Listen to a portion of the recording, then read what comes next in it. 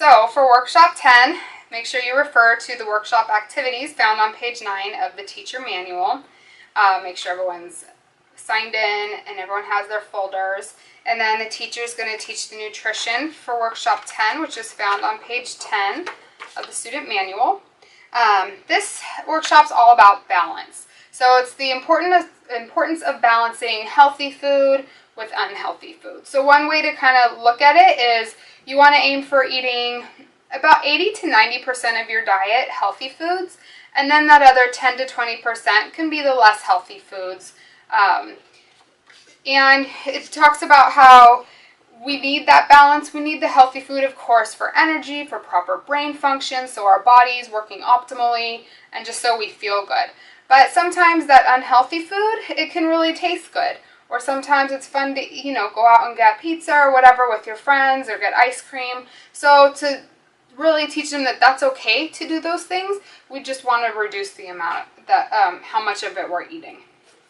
So once you go over those, you're going to go to the student workbook, go to the last page, and go over the nutrition questions with the students. After you go over those, you'll go back to workshop 10 and you're going to go over the box at the bottom. So this box is all about basically you are what you eat. I'm sure you've heard that before. But it kind of talks about how some of the foods kids grow up with tend to be the more unhealthy foods. So they're higher in fat, sugar, salt, all those fun things. Not a lot of vegetables.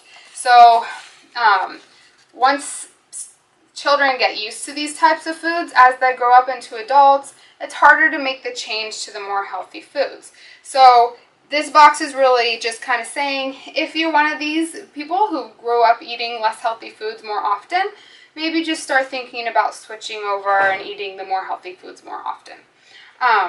So once you finish that, you'll do the take action questions with the students. And after that, then they're going to just tie up any loose ends they have with their project. So they'll spend about 10 minutes in their groups.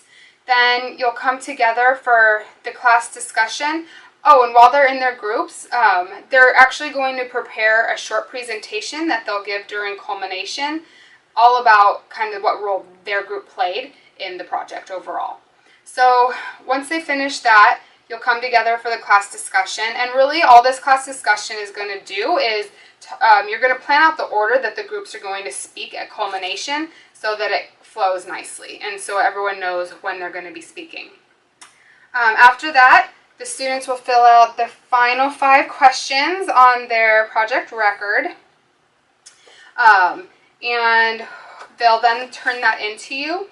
The interns will do the project video, you'll do the raffle, the mentor debriefing, and then just remind them that the next week is culmination. So make sure you put in the attendance, that everything's put into Google Docs so that they can know who's eligible for raffles.